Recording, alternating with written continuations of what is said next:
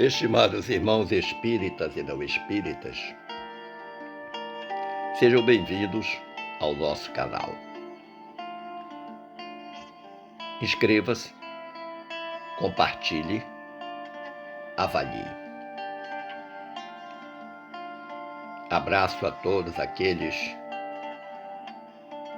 que estão assistindo este vídeo, na esperança sincera de que todos juntos possamos aprender mais uma lição da nossa amada doutrina dos Espíritos.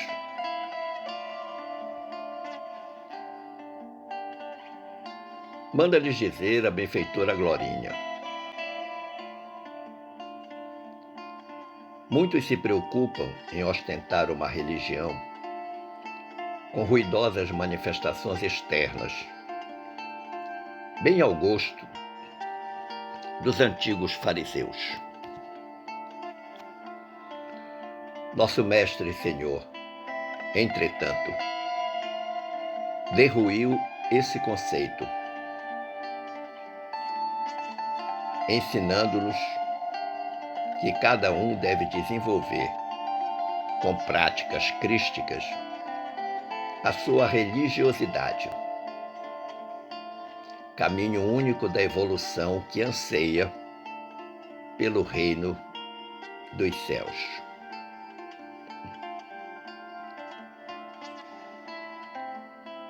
A partir desta reflexão da benfeitora, decidimos explorar o tema ser espírita. Espíritos todos nós somos, e espíritos imortais. Mas vamos refletir sobre o que é ser espírita. Como de praxe, buscamos uma base evangélica e fomos encontrá-la em Lucas, capítulo 14, versículos 47 e 48, na qual o Mestre Jesus assim se expressou para os discípulos: aquele servo que conhece a vontade de seu Senhor e não prepara o que ele deseja, nem o realiza, receberá muitos açoites. Mas aquele que não a conhece e pratica coisas merecedoras de castigo, receberá poucos açoites. A quem muito foi dado, muito será exigido. E a quem muito foi confiado, muito mais será pedido. Evidentemente que Jesus está usando uma linguagem metafórica. E os açoites aqui estarão exatamente representados pelos desafios, pelas dificuldades, pelos problemas que cada um de nós enfrenta. Como base doutrinária, nós fomos até o capítulo 17 do nosso Evangelho segundo o Espiritismo, mais especificamente no item 4, onde se lê: reconhece-se o verdadeiro espírita pela sua transformação moral e pelos esforços que emprega para domar suas más inclinações. Eu me recordo que quando pela primeira vez li essa passagem do nosso Evangelho, achei muito interessante a expressão verdadeiro espírita. Imediatamente pensei na sua antítese, no falso espírita. E efetivamente, muitas vezes, nós agimos com uma falsidade religiosa. não assumimos verdadeiramente a nossa religiosidade pautada nos ensinamentos de Jesus. Mas, por outro lado, duas coisas além do verdadeiro espírita chamaram a minha atenção: a transformação moral e os esforços que cada um deve despender para domar as más inclinações.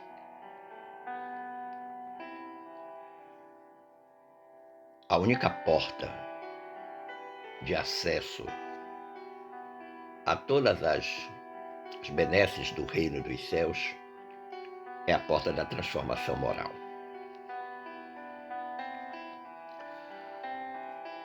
É prática corrente que toda religião possui o seu credo. O credo é uma fórmula doutrinária ou profissão de fé. A Igreja Católica, por exemplo, tem o seu credo, e que todo católico recita durante o ofício da missa, noutras oportunidades. O credo no cristianismo também é conhecido como símbolo dos apóstolos. E a palavra tem origem na expressão que significa creio. O credo era, a princípio, uma proclamação batismal, enunciada pelo catecúmeno, contendo as proposições objeto da fé na qual estava sendo admitido o batizado. Toda criança, quando era batizada,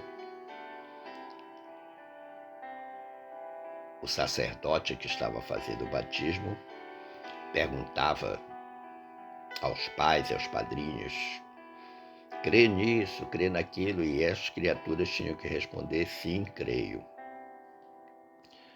No ano 325, o credo passou a ser uma síntese dos dogmas da fé, promulgada pela autoridade eclesiástica através do Concílio de Nicéia. Esta é a origem do credo das religiões, mais especificamente da religião católica. E o credo espírita?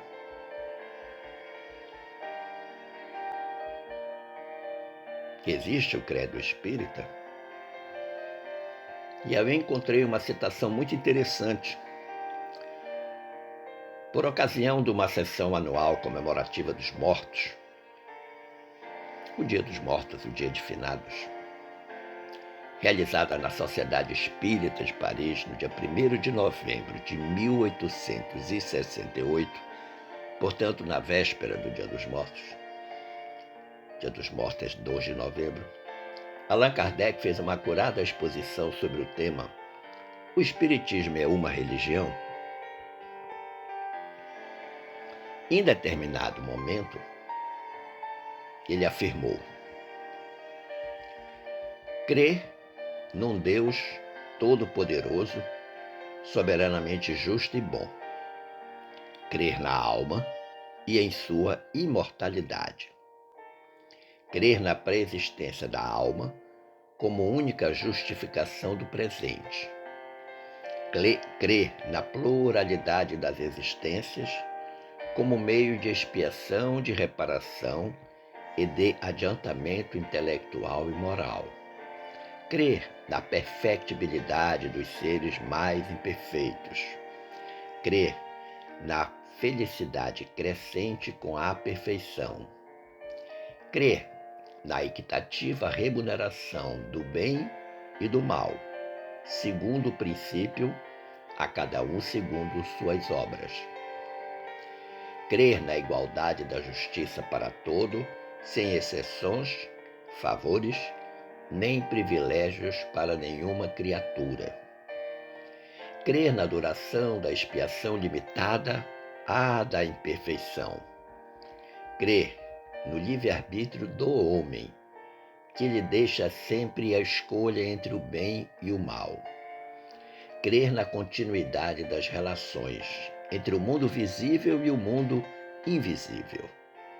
Crer na solidariedade que religa todos os seres passados, presentes e futuros, encarnados e desencarnados.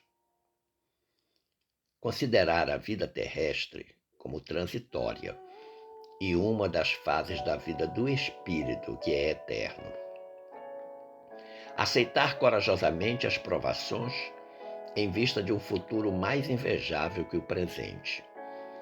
Praticar a caridade em pensamentos, em palavras e obras na mais larga acepção do termo. Esforçar-se, cada dia, para ser melhor que na véspera, extirpando toda a imperfeição de sua alma. Submeter todas as crenças ao controle do livre exame e da razão, e nada aceitar pela fé cega. Respeitar todas as crenças sinceras, por mais irracionais que nos pareçam, e não violentar a consciência de ninguém. Ver, enfim, nas descobertas da ciência, a revelação das leis da natureza, que são as leis de Deus. Eis o credo, a religião do Espiritismo, religião que pode conciliar-se com todos os cultos, isto é, com todas as maneiras de adorar a Deus. É o laço que deve unir todos os espíritos numa santa comunhão de pensamentos, esperando que ligue todos os homens sob a bandeira da fraternidade universal. Simplesmente maravilhoso. Mas você pode estar perguntando: todo espírita tem deveres a cumprir? E eu lhe direi que sim. E os principais são os seguintes: estudar a doutrina nos seus aspectos filosóficos, religiosos e científicos. E o verbo é estudar. Não é nem conhecer, nem ler, é estudar. Da mesma forma que se estuda qualquer componente curricular de uma formação profissional. Segundo, acreditar e empenhar-se em construir sua vida futura no presente. Ou seja, nada de ficar com aquela velha e antiga conversa, amanhã eu faço. Terceiro, compreender a origem das misérias humanas. E claro que, compreendendo, desenvolve um processo de aceitação. Saber-se vivente no mundo de provas e expiações, o que dá a dimensão exata da nossa imperfeição espiritual. Reconhecer a reencarnação como dádiva divina que auxilia o progresso. Aliás, eu acho que de todas as dádivas divinas, a reencarnação é a maior e a melhor de todas que Deus pôde nos oferecer. Porque você imagina o que seria de cada um de nós se a existência fosse única. O que seria do nosso futuro espiritual? Todo espírita deve portar-se nas adversidades com dignidade crística. Se nós pensarmos na dignidade de Jesus por ocasião da sua prisão, da sua flagelação, da sua caminhada até o Gólgota com a cruz, da sua postura durante a crucificação, de tudo que ele passou, desde a quinta-feira até a sexta-feira, na hora nona.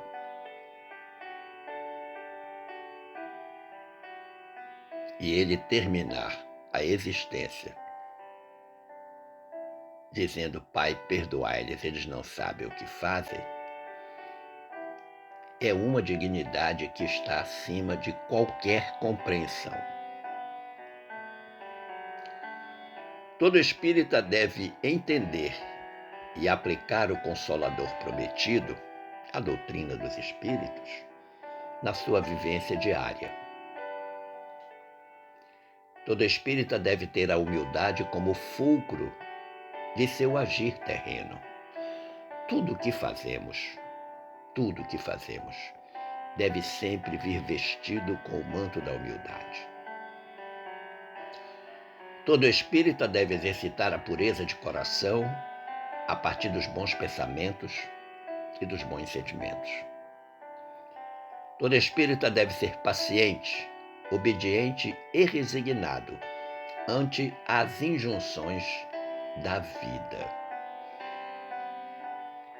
Se eu estou no mundo de provas e expiações, como foi dito anteriormente, evidentemente que as dificuldades que a existência me proporcionará terão que ser compreendidas, aceitas. Agora, para isso eu vou precisar ser paciente, obediente e resignado. Todo espírita deve exercer a misericórdia tal qual recebe-a da providência divina. Todo espírita deve amar o próximo como a si mesmo. Deve esforçar-se por compreender, aceitar e amar os inimigos. Todo espírita deve servir sem esperança de retribuição. Todo espírita deve compreender e esforçar-se para ser luz entre os familiares e amigos. Todo espírita deve ter certeza absoluta de que fora da caridade não há salvação. Todo espírita deve compreender que todas as suas vitórias e conquistas vêm de Deus. Todo espírita deve buscar a perfeição moral como forma única de acessar o reino dos céus. Deve compreender e esforçar-se para atravessar as portas estreitas da existência. Todo espírita deve reconhecer-se como possível missionário a serviço da fé. Todo espírita deve atentar aos falsos cristos e falsos profetas, esforçando-se para não ser um deles. Todo espírita deve carregar a sua cruz com coragem e fé. Deve crer que todo aquele que se aperfeiçoa moralmente recebe a ajuda dos céus. Todo espírita deve ensinar o espiritismo mais pelas condutas do que pelos discursos. E deve fazer da oração o permanente instrumento de contato com a divindade. São 25 deveres básicos e que seguramente de cada um deles devem derivar outros muitos deveres. Estes 25 deveres são uma síntese do grande compromisso que cada um de nós que se diz espírita deve aceitar com alegria, com entusiasmo, mas acima de tudo com o compromisso do cumprimento desses deveres. Conclusivamente, meu amigo, minha amiga, lendo o livro Para Uso Diário, da Lavra Mediúnica do Espírito Joanes, com o médium Raul Teixeira, lá no capítulo 12 eu encontrei algo que tem a ver com esta nossa reflexão e que agora eu lhes ofereço como conclusão deste tema. Disse o Espírito Joanes: vida religiosa nada tem a ver com as atitudes artificiais ou piegas por muitos adotadas. Ela se vai concretizando em verdade quando passamos a compreender que a religião verdadeira não passa obrigatoriamente pelas aparências de fora, mas sempre será uma realidade vibrante no íntimo dos seres. Ser espírita é isso, exatamente isso.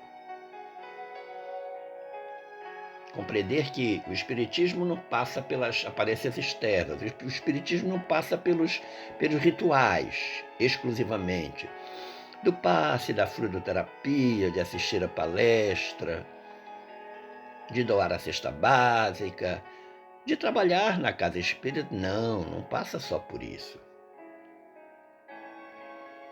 Mas passa pela transformação moral, que deve vibrar um interesse, um dever, uma vontade que deve vibrar no íntimo de cada um de nós.